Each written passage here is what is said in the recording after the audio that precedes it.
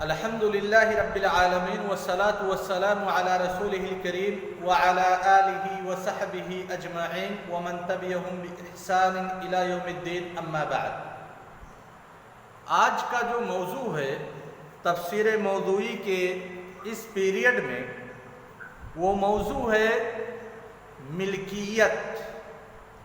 ملکیت کے تئیں اتجاہات کیا پائے جاتے ہیں، نقطۂ نظر کیا ہے لوگوں کا۔ تو ملکیت کے تئیں جب ہم اتجاہات کی بات کرتے ہیں، نظریات کی بات کرتے ہیں یا تھیوریز کی بات کرتے ہیں، تو سب سے پہلے ہمیں جاننا ہوگا کہ ملکیت ہے کیا، کس چیز کا نام ملکیت ہے۔ ظاہر سی بات ہے، ہم اس اقتصاد کو پڑھ رہے ہیں یا پھر اسلام نے کیسے اقتصادی نظریات کو مینٹین کیا ہے، وہی ہمارا موضوع ہے۔ ہم ملکیت کی تعریف بھی اسلام کے نقطۂ نظر سے کریں گے۔ باقی جو دیگر نظریات ہیں، جب ان نظریات کا ہم دراسہ کریں گے تو ملکیت کی تھیوری آٹومیٹکلی نکل کر کے آ جائے گی۔ اگر ہم علماء اسلام کو دیکھیں تو ہر ایک مذہب میں ملکیت کی الگ الگ تعریف کی گئی ہے، لیکن تمام تعریفات کا خلاصہ اور لب لباب یہ ہے کہ ملکیت در حقیقت ایک ایسا حکم شرعی ہے جو کسی انسان کے لیے مقدر کر دیا جاتا ہے۔ ملکیت ایک ایسا حکم شرعی جو کسی انسان کو عطا کیا جاتا ہے تاکہ وہ عین یعنی کسی چیز کی ذات، اس ذات کو اپنے کنٹرول میں لے سکے، یا ذات کو کنٹرول میں نہ لے تو کم سے کم اس ذات سے اسے فائدہ مل جائے۔ یعنی کسی چیز کو ہینڈل کرنے کا نام ملکیت ہے۔ اب وہ ہینڈل چاہے پوری اس ذات کو ہینڈل کیا جائے یا اس ذات سے ملنے والے فائدے کو۔ اور ملکیت کی جب بات کی جاتی ہے تعریفات میں، تو وہاں پہ یہ نقطہ سامنے رہتا ہے کہ جو بھی انسان کسی چیز کا مالک بنا دیا گیا، اس انسان کو مملوک شے میں تصرف کرنے کا اختیار ہوتا ہے۔ وہ چاہے تو اس شے کو، مملوک شے کو اپنے پاس رکھے، یا چاہے تو اسے بیچ دے، اس پہ معاوضہ لے، یا بغیر معاوضہ کے کسی کے حوالے کر دے، وغیرہ وغیرہ۔ یعنی اس کے جو بھی چیز کسی آدمی کے انڈر میں آتی ہے، مملوک ہو جاتی ہے، تو مالک کو اس شے میں تصرف کرنے کا حق حاصل ہوتا ہے۔ یہ ملکیت کی تعریف ہے اور ملکیت کا خلاصہ۔ جو ملکیت ہے، ملکیت کے تئیں اب تھیوریز کو دیکھتے ہیں۔ ملکیت کی ہم نے تعریف جان لی کہ کسی عین میں یا کسی منفعت میں کسی بھی انسان کے لیے ایک مقدر شرعی حکم کا نام ملکیت ہے، جس میں انسان کو اختیار ہوتا ہے اپنے مملوک شے میں تصرف کرنے کا۔ سب سے پہلے ہم آتے ہیں کہ ملکیت کے تئیں جو تھیوریز ہیں دنیا میں آج، ان میں سے 3 تھیوریز بہت ہی مشہور ہیں۔ سب سے پہلے تھیوری ہے اسلام کی، لیکن ہم نے اس سبق میں اسلام کو بعد میں رکھا ہے تاکہ اس پہ تفصیل سے گفتگو ہو سکے، کیونکہ ہمارا یہی موضوع ہے۔ اس چیپٹر میں ہم نے سب سے پہلے رکھا ہے سوشلزم کو۔ سوشلزم جس کو اشتراکیت کہا جاتا ہے۔ اشتراکیت پہلی تھیوری، اور اس اشتراکیت یا سوشلزم کے رد فعل میں، ریئیکشن میں پیدا ہونے والی دوسری تھیوری کیپٹلزم یعنی راسمالیت۔ اور ان تھیوریز اور نظریات سے پہلے اسلام کا نقطۂ نظر، اسلام کی تھیوری ملکیت کے تئیں۔ یہ اشتراکیت کیا ہے، سوشلزم کیا ہے، راسمالیت یا کیپٹلزم کیا ہے، ان کی تھیوریز کیا ہے، اس کی ایک مثال میں آپ کے سامنے پیش کر رہا ہوں۔ سب سے پہلے آتے ہیں اشتراکیت پہ۔ اشتراکیت کی جو بیس ہے اقتصاد میں، اکونومک میں، کہ مساوات ہونی چاہیے۔ جتنے بھی انسان زندگی گزار رہے ہیں، ہر ایک کو زندگی گزارنے کے لیے حق ملنا چاہیے، اور تمام لوگ زندگی گزارنے میں ایک جیسے ہونے چاہیے، سامانیہ ہونے چاہیے، سب کے سب برابر ہونے چاہیے۔ یعنی اونچ نیچ، ذات پات اور پھر امیر غریب، یہ سارے جو فاصلے ہیں، ان فاصلوں کو دور کر دیا جائے۔ کیوں بھائی، کیوں دور کرنے کی کوشش کی جا رہی ہے؟ کیونکہ اس تھیوری کا ماننا ہے کہ دنیا میں جو بھی فساد برپا ہوتا ہے، جتنے بھی ڈاکہ زنی ہے، قتل ہے، غارت گری ہے، لوٹ ہے، مار ہے، چوری ہے، چھینا جھپٹ ہے، جتنے جرائم ہوتے ہیں، تقریباً اس میں سے 90% جرم مال کا نتیجہ ہے، یا تو مال حاصل کرنے کے لیے یا تو مال کو محفوظ کرنے کے لیے۔ اسی لیے امیری اور غریبی کا جو امتیاز ہے، جو فاصلہ ہے، اس فاصلے کو ختم کرنے کے لیے مساوات ضروری ہے۔ لہذا اشتراکیت نے مساوات کی دعوت پیش کی۔ مساوات کس چیز میں؟ مساوات مال کے حصول میں، مال کے خرچ کرنے میں۔ یعنی جو ملکیت ہے، کیا کوئی انسان کسی چیز کا مالک ہو سکتا ہے؟ نہیں، انسان کسی چیز کا مالک نہیں ہوگا۔ کوئی ایک آدمی کسی بھی چیز کا مالک نہیں ہو سکتا ہے۔ مالک کون ہوگا؟ گورنمنٹ۔ جیسے ہم لوگ ہندوستان میں رہتے ہیں، ہمارے پاس اپنا نجی گھر ہے، ہمارے پاس گاڑی ہے، ہمارے پاس کھیت ہے، زمین ہے، دکان ہے، مکان ہے، نجی اپنا۔ لیکن سوشلزم میں کسی آدمی کی نجیتا نہیں ہوتی، ساری چیزیں گورنمنٹ کے انڈر میں ہیں، ساری چیزوں کا اصل مالک گورنمنٹ ہے۔ گورنمنٹ آپ کو آپ کے عمل کے اعتبار سے کچھ چیزیں وقتی طور کے لیے مہیا کر سکتی ہے۔ جب گورنمنٹ چاہے وہ چیز آپ سے لے سکتی ہے، آپ کو بولنے کا یا کچھ کہنے کا، اعتراض کا کوئی حق حاصل نہیں۔ اس نے مساوات کی تعلیم دی اشتراکیت نے۔ اب یہ مساوات کیا ہے، اس کو ہمیں سمجھنا ہوگا۔ ہمارے سامنے ایک میپ بنا ہوا ہے کرکٹ گراؤنڈ کا۔ یہ کرکٹ گراؤنڈ، کرکٹ میں میچ دیکھنے کے لیے 3 لوگ آئے۔ ایک مثال دے رہا ہوں، 3 لوگ آئے۔ ایک آدمی بڑا ہے، یعنی تقریباً جس کی عمر ہے 20 سال، باؤنڈری لگی ہوئی ہے گراؤنڈ میں، آدمی کھڑا ہے اور پھر اس کا سر باؤنڈری سے باہر ہے، لہذا وہ کرکٹ میچ کو آسانی سے دیکھ سکتا ہے۔ اسی کے ساتھ ایک دوسرا لڑکا آیا جس کی عمر تقریباً 8 سال ہے، اتنا۔ اب باؤنڈری اس سے ابھی کافی دور ہے، سمجھ رہے ہیں شباب؟ باؤنڈری، کرکٹ گراؤنڈ کی باؤنڈری اس کی پہنچ سے کافی دور ہے۔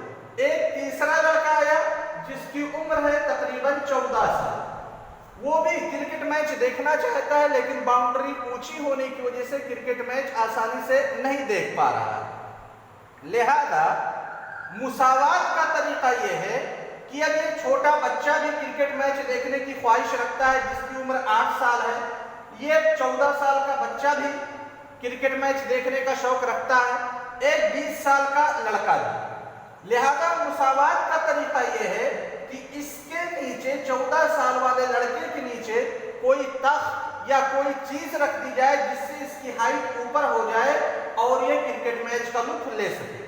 ایسے ہی 8 سال والے بچے کے نزدیک کوئی ایک چیز رکھ دی جائے، اور وہ چیز جو رکھی جا رہی ہے برابر ہونی چاہیے، یعنی 2 فٹ، اگر 14 سال والے لڑکے کے نیچے 2 فٹ کا کوئی سامان رکھ رہے ہیں اونچا کرنے کے لیے، تو وہی 2 فٹ کا سامان 8 سال والے لڑکے کے نیچے بھی رکھنا ہوگا، وہی 2 فٹ کا سامان 20 سال والے لڑکے کے نیچے بھی رکھنا ہوگا۔ نتیجہ کیا ہوگا؟ और इस बाउंड्री की हाइट है 18 फीट। 18 फीट बाउंड्री की हाइट। नतीजा ये होगा कि जब 2-2 फीट हमने हर एक के नीचे रखा तो जो लड़का 20 साल का था वो तो बाउंड्री को क्रॉस कर गया, या 18 फीट नहीं मान लेते हैं, ज्यादा हो गया, इसको मान लेते हैं 8 फीट या 7 फीट, 7 फीट मान लेते हैं। 2 फीट हमने नीचे रखा तो जो 20 साल का लड़का था वो क्रिकेट ग्राउंड तक आसानी से पहुंच गया, लेकिन जो 8 साल का लड़का है जिसकी हाइट अभी सिर्फ 3 फीट है, क्या उसके नीचे 2 फीट का सामान रखने से उसकी हाइट 2 फीट जब और ज्यादा हो जाएगी तो क्या वो इस क्रिकेट ग्राउंड तक पहुंच सकता है जिसकी ऊंचाई 7 फीट है?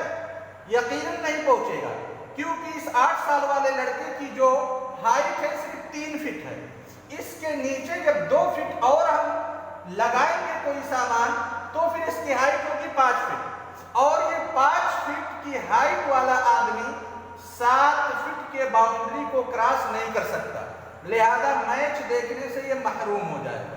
ऐसे ही ये 14 साल वाला, इसकी हाइट है 4 फीट, 4 फीट की हाइट है, 2 फीट हमने इसके नीचे सपोर्ट लगा दिया किसी चीज का, अब इसकी हाइट हो गई 6 फीट और बाउंड्री है 7 फीट की, लिहाजा अब भी ये आदमी मैच नहीं दे सकता। तो इश्तराकियत में, सोशलिज्म में ये होता है कि सारे लोगों को जो सपोर्ट मिलना चाहिए वो बराबर का मिलना चाहिए। जिसकी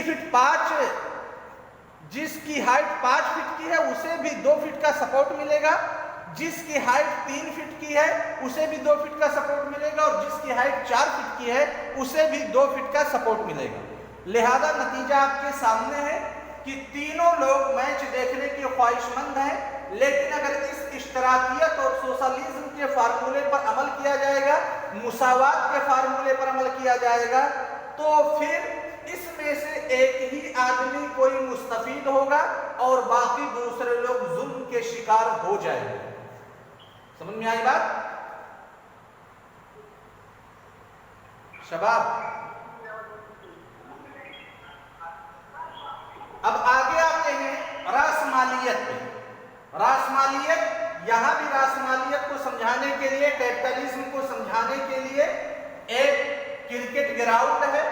क्रिकेट ग्राउंड की हाइट 7 फीट है, 7 फीट है, और वही तीनों लोग मैच देखने के लिए आ रहे हैं क्रिकेट ग्राउंड में।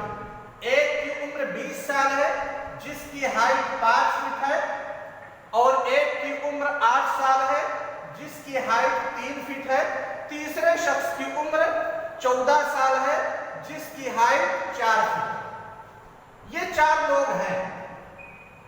अब इसके नीचे सपोर्ट देना है ताकि ये क्रिकेट ग्राउंड में जो नजारा चल रहा है उस नजारे का लुत्फ ले सके। सपोर्ट हमने दे दिया 2 फीट का, लिहाजा 5 2 7 हो गया, ये क्रिकेट ग्राउंड में मैच देख सकता है। इसके नीचे जब हमने 2 फीट का दिया तो 3 तो 5 फीट का ये आदमी बना, 7 फीट की बाउंड्री को ये क्रॉस नहीं कर सकता, क्रिकेट मैच नहीं देख सकता। इस यहाँ पे जो हमने 2 फीट दिया तो फिर ये 6 फीट की हाइट हो गई उस आदमी की, लिहाजा क्रिकेट का वो लुत्फ नहीं ले सकता। अब रासमालियत क्या कहती है, कैपिटलिज्म क्या कहती है? इश्तराकियत ने जो किया वो खत्म किया, दे दिया 2-2 फीट सबको हाइट दे दी, मजीद इजाफी हाइट सपोर्ट के तौर पे। अब जो देख पाए, जो ना देख पाए ना देखे, उससे कोई मतलब नहीं है, लेना देना नहीं।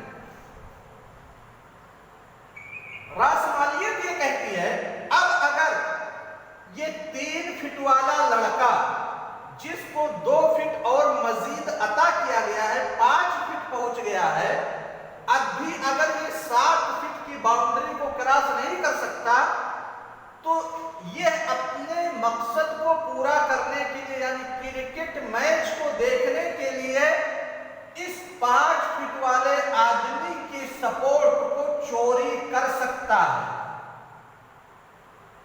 छीन सकता है, लूट सकता है, कोई भी ऐसा तरीका अपना सकता है जो इस 5 फीट वाले आदमी के सपोर्ट को अपने अंडर में कर ले। لہذا جب اس 2 فٹ کو اپنے انڈر میں کیا تو 3 2 5 2 7، اب یہ 7 فٹ کا ہو گیا. اب یہ آرام سے کرکٹ کا لطف لے سکتا ہے.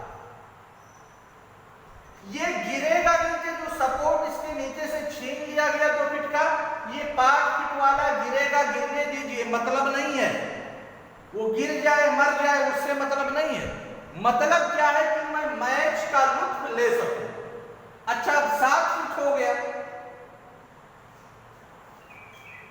یہ جو 5 فٹ کا آدمی ہے یعنی 20 سال والا، 5 فٹ کا آدمی 7 فٹ کو 2 فٹ ہم نے اس کو سپورٹ دے دیا، وہ کرکٹ گراؤنڈ میں میچ دیکھ رہا ہے، لیکن اسے احساس ہو رہا ہے کہ 3 فٹ والا آدمی 4 فٹ والا آدمی یہ دونوں مجھے پریشان کر رہے ہیں کرکٹ گراؤنڈ میں میچ دیکھ کر کے. یہ لوگ شور کر رہے ہیں کہ ہم وہاں تک نہیں پہنچ پا رہے، ہم وہاں تک نہیں پہنچ پا رہے. لہذا اپنی آزادی کے لیے، اپنی حریت کے لیے، میچ کو دیکھنے کے لیے یہ 5 فٹ کا آدمی اس 3 فٹ کے آدمی کے 2 فٹ کے سپورٹ کو نیچے کھسکا سکتا ہے، گرا سکتا ہے، بھگا سکتا ہے اس کو، اور 4 فٹ کے آدمی کے نیچے لگائے ہوئے سپورٹ کو بھی چرا سکتا ہے، ہٹا سکتا ہے.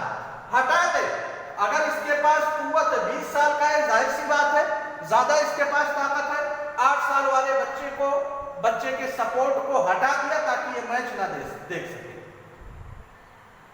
سمجھ میں آئی بات؟ اب یہ بچہ جب 8 سال والے بچے کے نیچے سے سپورٹ ہٹا تو وہ مرے گا یا جیے گا، کیا اس کی سچویشن ہوگی، اس سے بحث نہیں کرنی ہے. صرف اپنا فائدہ دیکھنا ہے کہ ہمیں فائدہ مل رہا ہے کہ نہیں مل رہا ہے. اب یہ دیکھیں اس کی برائی کیا ہے کیپٹلزم کی؟ بھائی فائدہ مل رہا ہے، اچھی بات ہے، لیکن بیک وقت تینوں لوگ اگر اپنا فائدہ حاصل کرنے کی کوشش کریں، یہ 3 فٹ والا 5 فٹ والے سے چھینا جھپٹی کرے، چوری کرے کہ اپنا سپورٹ مجھے دے دو، 4 فٹ والا 3 فٹ والے سے سپورٹ کا مطالبہ کرے کہ اپنا سپورٹ مجھے دے دو، تو نتیجہ کیا ہوگا؟ ان تینوں میں لڑائی ہوگی، اور جو زیادہ طاقتور ہے وہی جیت جائے گا اور باقی لوگ ہار جائیں گے، میچ دیکھنے سے محروم رہ جائیں گے. امید کی یہاں تک بات سمجھ میں آئی ہوگی. یہ راسمالیت یا کیپٹلزم کی تھیوری ہے، یعنی آپ صرف اپنی مصلحت کو، اپنی منفعت کو مقدم رکھیں، دنیا جائے بھاڑ میں، اس سے آپ کو لینا دینا نہیں ہے. ایسا کیوں کہا گیا کیپٹلزم یا راسمالیت میں؟ کیونکہ یہ راسمالیت اور کیپٹلزم اشتراکیت یا سوشلزم کا ری ایکشن ہے، اور کوئی بھی چیز جب ری ایکشن کی وجہ سے وجود میں آتی ہے تو وہ چیز قابل عمل نہیں ہوتی، اچھی نہیں ہوتی. اسلام کا نقطۂ نظر کیا ہے؟ مال کے تعلق سے یا پھر جو فائنینشیل افیئرس ہیں، ملکیت کے تعلق سے اسلام نے کہا، یہاں پہ بھی وہی لوگ موجود ہیں، 5 فٹ والے، 3 فٹ والے اور 4 فٹ والے. اسلام نے کہا کہ تینوں کو اگر میچ دیکھنا ہے، اور یہ اس کی باؤنڈری ہے 7 فٹ کی، تینوں کو اگر میچ دیکھنا ہے تو پھر 5 فٹ والے کے نیچے ہم لگا دیں گے 2 فٹ کا سپورٹ تاکہ یہ 7 فٹ کی ہائٹ ہو جائے اور میچ دیکھ سکے. 3 فٹ والے کے نیچے ہم کیا لگائیں گے؟ 4 فٹ کا سپورٹ لگائیں گے تاکہ اس کی بھی ہائٹ 7 فٹ کی ہو جائے، یہ میچ دیکھ سکے. 4 فٹ والے کے نیچے ہم 3 فٹ کا سپورٹ لگائیں گے تاکہ اس کی بھی ہائٹ 7 فٹ ہو جائے اور یہ میچ دیکھ سکے. اور اسی کو کہا جاتا ہے عدل، اس کو کہا جاتا ہے مساوات، اس کو کہا جاتا ہے عدل، اور اس کو اپنے لفظوں میں ہم کہہ سکتے ہیں کہ اپنا ذاتی منفعت. یہ ملکیت کے تعلق سے تھیوریز ہیں. اب ان تھیوریز پہ مکمل بحث آگے انشاءاللہ اگلے کلاس میں آئے گی. السلام علیکم ورحمۃ اللہ وبرکاتہ.